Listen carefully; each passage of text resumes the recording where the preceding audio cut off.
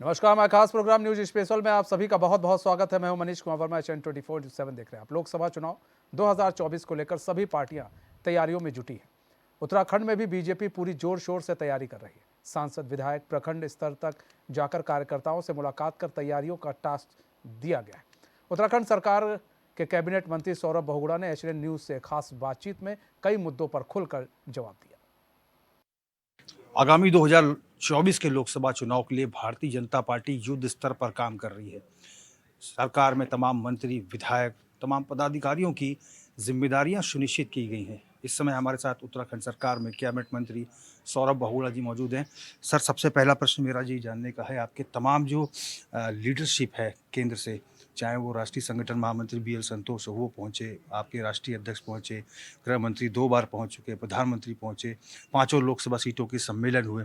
क्या दिशा निर्देश दिए जा रहे हैं ताकि इस बार भी 24 का चुनाव आप लोग भारी मार्जिन के साथ जीत सकें?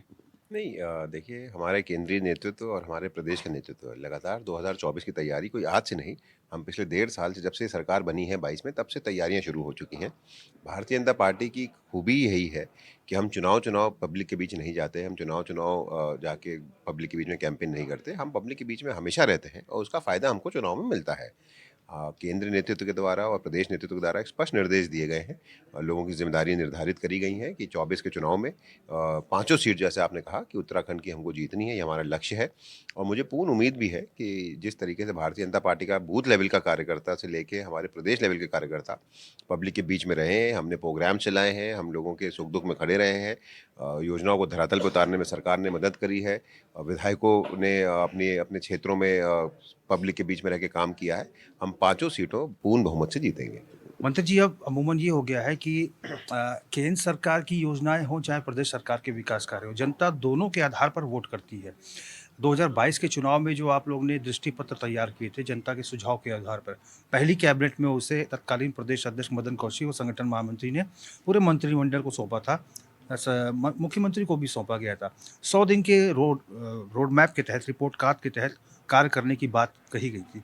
कितने वायदे पूरे हो रहे हैं और क्या ये 100 दिन का रिपोर्ट कार्ड दिया जाता है हाईकमान को? नहीं, देखिए, हम जितने भी काम यहाँ पे धरातल पे हो रहे हैं, हर 100 दिन पे कहीं न कहीं एक रिपोर्ट बनती है, जिसको हम लोग ऊपर केंद्रीय नेतृत्व को भेजते हैं।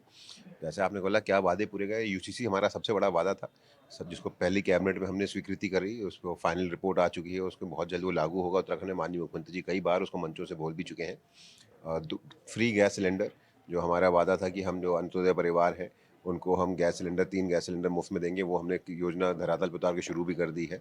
उसके साथ-साथ दोनों जितने भी परिवार में दोनों वृद्ध जन हैं, उनको पेंशन का लाभ देना, उसको हमने शुरू कर दिया है। तो हर योजना जो हमने अपने घोषणा पत्र में कहीं न कहीं बात कही थी, उसको हम लागू करने के लिए सरकार कुछ लागू कर चुकी है, कुछ को हम लागू करने की स्थिति में आने वाले हैं। तो कोशिश हमारी यही है कि जो जनता से वादे किए गए हैं घोषणा पत्र के द्वारा, उनको अगले चुनाव से पहले-पहले हम उन सारे योजनाओं को धरातल पे उतारेंगे, उन वादों को पूरा करेंगे, ताकि जब हम जनता के बीच में जाएँ, तो अपने घोषणा पत्र को 100% धरातल पे उतारने की बात पे हम वोट माँग सकें। 2022 के चुनाव से पहले मुख्यमंत्री ने यूसीसी लेकर आएंगे ऐसी बात कही थी और थंपिंग मेजॉरिटी के साथ बीजेपी की सरकार बनी। पहली कैबिनेट में हुई थी, जब मुझे याद है, तो पहला यूसीसी को लेकर ही निर्णय हुआ था, 15 मिनट में ये बैठक खत्म हो गई थी। अब यूसीसी का ड्राफ्ट आने वाला है, विधानसभा में इसे रखा जाएगा। आपको लगता है ये बहुत बड़ा गेम चेंजर होगा, उत्तराखंड एक मील का पत्थर साबित होगा अन्य राज्यों के लिए, पूरे भारत में एक इतिहास गढ़ने में? नहीं, देखिए, मेरा सिंपल मानना एक है कि जो व्यक्ति भारत के संविधान में विश्वास करता है, वो यूसीसी का विरोध नहीं कर सकता। क्योंकि भारत के संविधान में स्पष्ट किया गया है कि हर स्टेट को यूसीसी अपनाना है और उसको लागू करना है। कांग्रेस ने उसको एक मुद्दा बनाया कि हम तुष्टीकरण की राजनीति कर रहे हैं, लेकिन ये स्पष्ट दिखाता है कि कांग्रेस जो है वो हमारे संविधान को मानने से हमेशा कहीं न कहीं इनकार करती है और उसके खिलाफ खड़ी होती है। यूसीसी ये गेम चेंजर होगा, क्योंकि लोगों को समान अधिकार मिलना, वो हमारे संविधान का मूल मंत्र है कि हर व्यक्ति को उसका समान अधिकार देना चाहिए और यूसीसी उसी पे कहीं न कहीं एम करती है। मुझे पूर्ण उम्मीद है कि जब हम यूसीसी को लागू करेंगे, तो हमको देखते-देखते दूसरी स्टेट्स भी, भारत की जो दूसरी स्टेट्स हैं, वो भी यूसीसी को लागू करके अपने अपने राज्यों में रहते हुए लोगों को भी ये समान अधिकार देने की बात करेंगे और उसको लागू करेंगे। मेरा बूथ सबसे मजबूत, बूथ जीता तो चुनाव जीता, बीजेपी का स्लोगन हुआ करता था। अभी प्रधानमंत्री मोदी ने भी वर्चुअल संवाद किया था को मजबूत करने के लिए। कितना मानते हैं कि बूथ लेवल पे जो कार्यकर्ता कार्य करता है, अगर वो मजबूत है तो पार्टी की जीत सुनिश्चित है। देखिए, पूरा चुनाव एंड में बूथ पे ही लड़ा जाता है। आप बड़ी-बड़ी रैलियाँ कर लीजिए, आप हम बड़े-बड़े नेताओं को हम लोग बुला के रैली करवा लेते हैं। लेकिन जब तक बूथ का कार्यकर्ता सक्षम नहीं होगा, जब तक बूथ का कार्यकर्ता सक्रिय नहीं होगा, जब तक बूथ का कार्यकर्ता पब्लिक से जुड़ा हुआ नहीं होगा, तब तक वोट पड़ना मुश्किल हो जाता है। तो हमारा जितना भी चुनाव का आधार है, वो हमारे बूथ के लेवल का होता है। आपने देखा कि हर बार हम जितने भी कार्यक्रम होते हैं, वो बूथ के लेवल पे फ़ोकस किए जाते हैं कि हर बूथ पर वो कार्यक्रम हो, ताकि जनता से जुड़ सकें, जनता जो वहाँ की बूथ के लोग हैं उनके से वार्ता हो सके, उनके साथ संवाद हो सके, उनके साथ रिश्ते बन सकें। और सबसे अहम भूमिका जो चुनाव में निभाते हैं वो हमारे बूथ के कार्यकर्ता हैं। और भारतीय जनता पार्टी के बूथ के कार्यकर्ता समर्पित कार्यकर्ता हैं, सक्षम कार्यकर्ता हैं और पब्लिक से जुड़े हुए कार्यकर्ता हैं। इसलिए हमको कोशिश हमारी यही रहती है हर चुनाव में कि हम लगभग 60 से 70% बूथ जीतें हर चुनाव में, और उसी का फ़ायदा हमको लोकसभा में भी होता है और विधानसभा चुनाव में भी होता है। बीते 11 सितंबर से आपके लोकसभा सीटों के सम्मेलन हुए जो कि हो चुके हैं। दर्जनों नेताओं को जिम्मेदारी मिली है। क्या आपको भी जिम्मेदारी किसी लोकसभा सीट में मिली है और लोकसभा सीट के सम्मेलन से क्या फ़ायदा है चुनाव को? नहीं, देखिए, वो सिर्फ़ सम्मेलन के लिए ज़िम्मेदारियाँ मिली थी, मुझको उस वक़्त अल्मोड़ा की मिली थी। अल्मोड़ा पिथौरागढ़ सीट लोकसभा की मिली थी और उसका एक लक्ष्य था, दिया गया था, वो सारे लक्ष्य पूर्ण कर दिए गए थे, वो मीटिंग सारी हो गई थी, संवाद हो गए थे, लोगों के साथ चर्चाएँ हो गई थीं। अब जो नए लक्ष्य आएँगे उसमें अभी तो एमपीज़ की और जितनी हारी हुई एमएलए सीट्स हैं उसकी ज़िम्मेदारी दी गई हैं।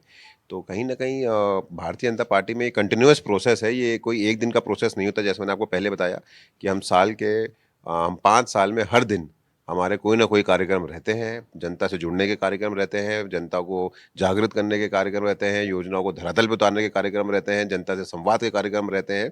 तो भारतीय जनता पार्टी का और कांग्रेस में सबसे बड़ा फ़र्क ये है, कांग्रेस चुनाव सिर्फ़ धरातल पे उतरती है और भारतीय जनता पार्टी पूरी 5 साल की तैयारी के साथ धरातल पे उतरती है, उसका फ़ायदा हमको चुनाव में मिलता है। मंत्री जी, महाजनसंपर्क अभियान हुआ आपका हुआ, व्यापक स्तर पर हुआ। बहुत अच्छा फीडबैक मिला, मिस कॉल भी रहा, इसमें अभियान चलाया गया। क्या उद्देश्य क्या था, लक्ष्य क्या था और इसका लाभ क्या होगा? देखिए, मैंने आपको बताया लक्ष्य हमेशा एक ही है कि जनता के साथ जुड़ के रहना है। एंड में सरकार जो भी काम करती है वो भी जनता के लिए करती है। पार्टी बिना जनता के कोई संगठन नहीं बन सकता। तो हमारा पूरा फ़ोकस एक ही रहता है कि हम साल में 5 साल में हर दिन जनता के बीच रहें, किसी न किसी प्रोग्राम के तहत रहें, उनके सुख में रहें, उनके दुःख में रहें। अभी आपने देखा कि पूरे प्रदेश से हर गाँव से मिट्टी इकट्ठा करी गई, शहीदों के परिवारों से मिट्टी कलश में हमने उन्हें दिल्ली भेजी, जहाँ पे जो कर्तव्य पथ पे जो हमारी वाटिका बन रही है उसके लिए। तो ये जनता से जुड़ने का एक प्रोग्राम था। मेरा माटी मेरा देश। मेरा माटी मेरा देश। तो जनता से जुड़ने का प्रोग्राम था, जनता के साथ चलाया हुआ एक अभियान था, जनता के अंदर एक भावना जगाने वाला प्रोग्राम था। तो कहीं न कहीं मैं आपको इंटरव्यू में बार-बार यही बता रहा हूँ कि भारतीय जनता पार्टी का मूल मंत्र जनता के बीच रहना है। भारतीय जनता पार्टी का मूल मंत्र जनता के सहयोग से काम करना है और भारतीय जनता पार्टी का मूल मंत्र जो है, वो जनता का सम्मान करना है। इसी कारण ये सारे प्रोग्राम आते हैं, इसी कारण ये सारे प्रोग्राम हम लोग को दिए जाते हैं और हम लोग अभी एक नया प्रोग्राम आ रहा है जिसमें हर मंत्री अपने सांसद को रात्रि विश्राम जाके करना है बूथों पे। तो कहीं न कहीं वो भी एक तरीका है जनता के साथ जुड़ने का, जनता की मुश्किलें सुनने का, फिर उसका समाधान निकालने का। तो लगातार ये प्रक्रिया चलती रहती है भारतीय जनता पार्टी में और इसकी वजह से ही भारतीय जनता पार्टी आज विश्व की सबसे बड़ी पार्टी है और लगातार माननीय मोदी जी विश्व के सबसे लोकप्रिय इस वक़्त नेता हैं और हमारे स्टेट में अगर 2 तिहाई की बहुमत से हमने वापस रिपीट करी है सरकार, क्योंकि एक मिथक तोड़ के कि यहाँ पे लोग कहते थे कि एक बार कांग्रेस, एक बार बीजेपी, तो वो इसीलिए पॉसिबल हो सका है क्योंकि जनता का आशीर्वाद भारतीय जनता पार्टी के साथ इसलिए है क्योंकि हम उनके साथ हर साल, हर दिन, हर त्योहार, हर दुःख, हर सुख में रहते हैं। मंत्री जी, टिफ़िन बैठकें आपके यहाँ हुई, तमाम कार्यकर्ताओं के साथ, पार्टी वर्कर्स के साथ आप लोगों को बैठने के निर्देश मिले और ये काफ़ी सफल भी रही बैठक। क्या उद्देश्य रहा और कितना सफल रहा? नहीं, देखिए, एक अच्छी पहल थी माननीय हमारे केंद्रीय नेतृत्व के द्वारा कि हम लोग बूथों पे जाएँ और बूथ में किसी भी हमारे बूथ के व्यक्ति के साथ या उस गाँव के किसी व्यक्ति के साथ उसके घर पे बैठ के खाना सब अपने घर से ले जाएँ, सब बैठ के एक साथ खाएँ, एक साथ वहाँ पे चर्चा करें कि उसका समाधान क्या हो, उस पे चर्चा हो। तो बहुत सफल बैठकें रहीं। मैंने भी अपनी विधानसभा में लगभग 5 टिफ़िन बैठकें करी, हर मंडल में जाके बैठक करी। उससे अच्छा हुआ कि लोगों के साथ एक सीधा जुड़ाव हो गया, जिसके साथ आपने उसके घर पे बैठ के खाना खाया, उससे आप जुड़ गए, उस गाँव की क्या समस्या है, उस बूथ की क्या समस्या है, वो भी आपके संज्ञान में आई। और लोगों के साथ एक रिश्ता सा बना, क्योंकि जब आपको मालूम है, ऐसे नॉर्मली लोग कॉलेज की लाइफ में करते थे कि 10 दोस्त आए और बैठ के खाना खा लिया साथ में। तो कहीं न कहीं एक पब्लिक के साथ एक रिश्ता भी बना। क्या उनको लगा कि भई हमारे मंत्री, हमारे विधायक, हमारे सांसद, हमारे पार्टी के पदाधिकारी हमारे बीच में आके हमारे साथ खाना खा भोजन कर रहे हैं, हमारी ब मुश्किलें सुन रहे हैं। तो एक जुड़ाव भी पब्लिक के साथ बना, और कहीं न कहीं एक बहुत सफल बैठकें रहीं, पूरे प्रदेश में ये बैठक चली। और आप देखिएगा, मैंने आपको बताया इन सब के कारण की वजह से 2024 में जब चुनाव आएगा, तो उत्तराखंड में पाँचों लोकसभा सीट भारतीय जनता पार्टी जीतेगी। मंत्री जी, वोटर अवेयरनेस कार्यक्रम भी आपके यहाँ चला गया, 10,000 नए मतदाताओं को जोड़ने का, इसका रिस्पॉन्स कैसा रहा? नहीं, अच्छा रिस्पॉन्स रहा। देखिए, उत्तराखंड एक युवा प्रदेश है और अब युवाओं की बहुत भागीदारी आने वाली है 24 के चुनाव में, फिर 29 के चुनाव में, 27 के चुनाव में। लगातार युवाओं के ऊपर ये प्रदेश निर्भर रहेगा, और इसलिए हमारी कोशिश है कि जो वोटर बन रहे हैं, 18 साल के ऊपर वाले जो वोटर होंगे, उनको अब पार्टी के साथ जोड़ा जाए। उनका एक अभियान चला के उनको भी, नए वोटरों को भी भारतीय जनता पार्टी की विचारधारा से जोड़ा जाए। भारत की जो मूल मंत्र है कि एकता और हमारा लोगों को साथ लेके चलना, उस भावना के साथ जोड़ा जाए। तो एक अच्छा अभियान था, क्योंकि युवा लोग अब बहुत बड़ी भागीदारी अपना देंगे उत्तराखंड को आगे ले जाने में, और प्रदेश को और देश को आगे ले जाने में उनके उनके कंधों पे बहुत बड़ी जिम्मेदारी रहेगी। तो कहीं ना कहीं हम चाहते हैं कि अभी से उनको भारतीय जनता पार्टी के मूल मंत्र के साथ जोड़ के और एक नए नवनिर्माण देश के लिए उनकी सहयोग किया जाए, प्रदेश को आगे बढ़ाने के लिए उनका सहयोग लिया जाए। मंत्री जी, SC/ST सम्मेलन आपके यहाँ होने वाले हैं, सिख सम्मेलन भी होंगे, 18 से 35 साल के युवाओं को जोड़ा जाएगा। अब जो विपक्षी कांग्रेस है वो पानी पी कोस रही बीजेपी सरकार को कि ना SC/ST वर्ग की चिंता है, ना सिख वर्ग की चिंता है, खाली वोट बैंक को साधने के लिए बीजेपी नाटक नौटंकी कर रही है। देखिए, अब कांग्रेस को अपने अंदर थोड़ा सा आत्ममंथन करना चाहिए। अगर हमको पब्लिक की चिंता नहीं होती और पब्लिक हमारे साथ नहीं होती, चाहे वो कोई भी वर्ग हो, चाहे वो SC वर्ग हो, ST वर्ग हो, हमारा सिख समाज हो, हमारा अल्पसंख्यक समाज हो, कोई ऐसा समाज नहीं है जो भारतीय जनता पार्टी के साथ चुनाव में खड़ा नहीं होता। और अगर बार बार भारतीय जनता पार्टी चुनाव जीत रही है, बार बार भारतीय जनता पार्टी सरकार बना रही है, केंद्र में भी बना रही है, प्रदेशों में भी बना रही है, तो पब्लिक के सहयोग से ही बना रही है। वोट एंड में पब्लिक ही देती है। तो कहीं ना कहीं कांग्रेस जो है वो पब्लिक से दूर हो चुकी है, पब्लिक की भावना से दूर हो चुकी है, जनता के साथ संवाद नहीं करती है, जनता के सुख दुख में नहीं खड़ी होती। कोसने से चुनाव नहीं जीता जाता, और जनता के साथ रिश्तों से, जनता के साथ संवाद बनाने से, जनता के सुख दुख में खड़े होने से, धरातल पे योजना उतारने से चुनाव जीता जाता है। और वो लगातार भारतीय जनता पार्टी कर रही है। जो बड़े लीडर्स हैं लगातार आ रहे हैं, PM मोदी भी आए। कांग्रेस की अगर हम बात करें तो यहाँ के प्रदेश अध्यक्ष कांग्रेस के इनवाइट करते हैं बड़े लीडर्स को, वो उत्तराखंड आते ही नहीं। और ये कहा शिगुफा छोड़ा जाता है कि राहुल गांधी आएंगे आएंगे आएंगे, लेकिन कोई बड़ा लीडर नज़र नहीं आ रहा है। आपको लगता है कि बड़े लीडर्स के आने से कार्यकर्ताओं का मनोबल बूस्ट होता है? देखिए, जब जब प्रदेश में, और उत्तराखंड स्पेशली एक छोटा हिमालयन प्रदेश है, पर्वतीय प्रदेश है, कहीं न कहीं जब केंद्र के बड़े नेता, प्रधानमंत्री जी, गृह मंत्री जी, हमारे राष्ट्रीय अध्यक्ष जी, हमारे मंत्रीगण के वरिष्ठ लोग जब यहाँ आते हैं, तो सिर्फ आते नहीं हैं, वो कोई ना कोई योजना लेके आते हैं, कोई ना कोई स्वीकृति करा के लाते हैं उत्तराखंड के लिए। उत्तराखंड को आगे बढ़ाने के लिए कोई ना कोई घोषणा होती है। अब आप देखिए, प्रधानमंत्री जी आए, प्रधानमंत्री जी ने 4,300 करोड़ रुपए की पिथौरागढ़ में योजनाएं का शिलान्यास भी किया, घोषणाएं भी करी। तो कांग्रेस में, मैंने आपको बताया ना, कांग्रेस के लिए ये स्टेट कभी भी रेलिवेंट स्टेट नहीं रही। मैंने कभी नहीं देखा कि कभी देश के प्रधानमंत्री माननीय हमारे मनमोहन सिंह जी भी थे, लेकिन कभी भी उत्तराखंड के साथ जितना लगाव मैंने मोदी जी का देखा है, माननीय प्रधानमंत्री जी का, उतना किसी प्रधानमंत्री का नहीं देखा मैंने। जिस तरीके से उन्होंने उत्तराखंड को आगे बढ़ाने में अपना अपना सहयोग स्टेट को दिया है, जिस तरीके से उन्होंने उत्तराखंड को विकास के पथ पे ले जाने के लिए अपना अपना आशीर्वाद हमको दिया है। लगातार आप देखिए, 4 लेन हाईवे, बद्रीनाथ धाम जी का किस तरीके से उद्धार कर रहे हैं, केदारनाथ जी के किस तरीके से भव्यता आई। आज आदि कैलाश यात्रा के लिए उन्होंने कम से कम आदि पहले मुख्यमंत्री हैं, प्रधानमंत्री हैं जो गुंजी गाँव गए, पहले प्रधानमंत्री होंगे जो माना गाँव गए, जो हमारे बॉर्डर के एरियाज़ को जाके स्ट्रेंथन करने की बात कर रहे हैं, जो हमारे पलायन को, हमारे बेरोज़गारी को एड्रेस करने के लिए बात कर रहे हैं। तो मुझे लगता है कि कांग्रेस जो है, मैंने आपको पहले भी कहा कि कांग्रेस का धरातल पे जो है जुड़ाव लोगों के साथ ख़त्म हो चुका है, पब्लिक के साथ कनेक्शन ख़त्म हो चुका है। और उनके बड़े नेता इसलिए भी नहीं आते कि उनको मालूम है कि लोकप्रियता इतनी है माननीय प्रधानमंत्री जी की, कि उसके सामने वो टिकेंगे नहीं। तो इसलिए मैं कांग्रेस को बहुत ज़्यादा राय नहीं दूंगा, मैं तो भारतीय जनता पार्टी का कार्यकर्ता हूँ।